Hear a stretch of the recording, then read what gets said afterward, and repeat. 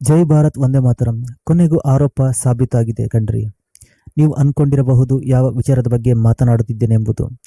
ನಾನು ಈಗ ಹೇಳಲು ಹೊರಟಿರುವ ವಿಚಾರ ಆ ಜಡ್ಜ್ ಬಗ್ಗೆ. ಅದೇ ಅವತ್ತೊಂದು ಸುದ್ದಿ ಹರಿದಾಡುತ್ತಿತ್ತು. ಜಡ್ಜ್ ಮನೆಯಲ್ಲಿ ಕೋಟಿಗಟ್ಟಲೆ ಹಣ ಸಿಕ್ಕಿದ್ದು, ಮತ್ತೆ ಅದನ್ನು ಸುಟ್ಟು ಹಾಕಿದ್ದು, ಫೈರ್ ಬ್ರಿಗೇಡ್ ನಂದಿಸುವ ಸಂದರ್ಭದಲ್ಲಿ ಅದನ್ನು ಪತ್ತೆ ಹಚ್ಚಿತು. ಇಂದು ಭಾರತದ ನ್ಯಾಯಾಂಗ ವ್ಯವಸ್ಥೆಯನ್ನೇ ಪ್ರಶ್ನಿಸುವಷ್ಟು ಗಂಭೀರವಾಗಿರುವ Yashwant Varma cash at home ಪ್ರಕರಣದ ಸಂಪೂರ್ಣ ವಿಚಾರವನ್ನು ನೋಡೋಣ. 2025 ಮಾರ್ಚ್ನಲ್ಲಿ ದೆಹಲಿಯಲ್ಲಿದ್ದ ನ್ಯಾಯಮೂರ್ತಿ ಯಶವಂತ್ ವರ್ಮಾ ಅವರ ಅಧಿಕೃತ ನಿವಾಸದ ಸ್ಟೋರ್ ರೂಮ್ನಲ್ಲಿ ಬೆಂಕಿ ಕಾಣಿಸಿಕೊಂಡಿತ್ತು.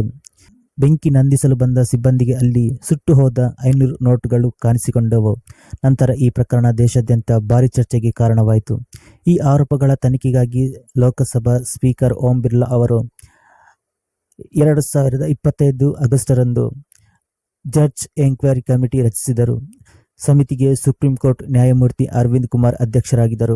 ಬಾಂಬೆ ಹೈಕೋರ್ಟ್ ಮುಖ್ಯ ನ್ಯಾಯಮೂರ್ತಿ ಶ್ರೀ ಚಂದ್ರಶೇಖರ್ ಮತ್ತು ಹಿರಿಯ ವಕೀಲ BA ಆಚಾರ್ಯ ಸದಸ್ಯರಾಗಿದ್ದರು. ನ್ಯಾಯಮೂರ್ತಿ ವರ್ಮಾ ಅವರ ಅಧಿಕೃತ ನಿವಾಸದ ಆವರಣದಲ್ಲಿರುವ ಸ್ಟೋರ್ ರೂಮ್ನಲ್ಲಿ ಭಾರಿ ಪ್ರಮಾಣದ 500 ರೂಪಾಯಿಗಳ ನೋಟುಗಳು ಕಂಡುಬಂದಿದ್ದವು. ವಿಚಾರಣೆಯಲ್ಲಿ ಹಲವಾರು ಸಾಕ್ಷಿಗಳ ಹೇಳಿಕೆಗಳನ್ನು ದಾಖಲಿಸಲಾಗಿತ್ತು. ಅಲ್ಲಿ ಹಣ ಇತ್ತು ಎಂಬುದಕ್ಕೆ ಅಗ್ನಿಶಾಮಕ ಸಿಬ್ಬಂದಿ ಸೇರಿದಂತೆ ಸಾಕ್ಷಿಗಳ ಹೇಳಿಕೆಯನ್ನು ಸಮಿತಿ ಪರಿಶೀಲಿಸಿತು. ಸ್ಟೋರ್ ರೂಮ್ನಲ್ಲಿ ಸುಟ್ಟು ಹೋದ ಮತ್ತು ಭಾಗಶಃ ಸುಡದ 500 ರೂಪಾಯಿ ನೋಟುಗಳ ಕಂಡುಬಂದಿದ್ದವು. ಆದರೆ ಪ್ರಮುಖ ಪ್ರಶ್ನೆ, ಆ ಹಣ ಯಾರದ್ದು? ಹಣದ ಮೂಲವೇನು? ಅದು ನ್ಯಾಯಮೂರ್ತಿ ವರ್ಮಾ ಅವರದ್ದೇನಾ ಅಥವಾ ಬೇರೆ ಯಾರಾದರೂ ಅಲ್ಲಿ ಇಟ್ಟಿದ್ದಾರಾ? ಸಮಿತಿಯ ಪ್ರಕಾರ ನ್ಯಾಯಮೂರ್ತಿ ವರ್ಮಾ ಅವರು ಹಣದ ಉಪಸ್ಥಿತಿ, ಮೂಲ ಮತ್ತು ಓನರ್ಶಿಪ್ ಬಗ್ಗೆ ತೃಪ್ತಿಕರ ವಿವರಣೆ ನೀಡಲು ವಿಫಲವಾಗಿದ್ದಾರೆ.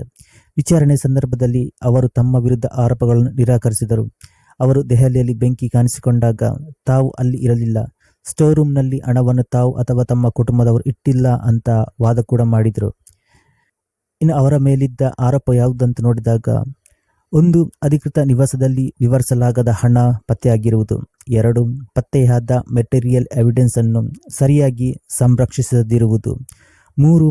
ಹಣ ಮತ್ತು ಘಟನೆಗೆ ಸಂಬಂಧಿಸಿದಂತೆ ನೀಡಿದ ವಿವರಣೆಗಳು ವಿಶ್ವಾಸಾರ್ಹವಾಗಿರಲಿಲ್ಲ ಎಂಬುದು.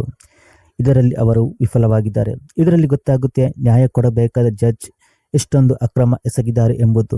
ಇನ್ನು ಅವರ ವಿರುದ್ಧ ಹೆಚ್ಚಿನ ತನಿಖೆ ನಡೆಯುತ್ತಿದೆ.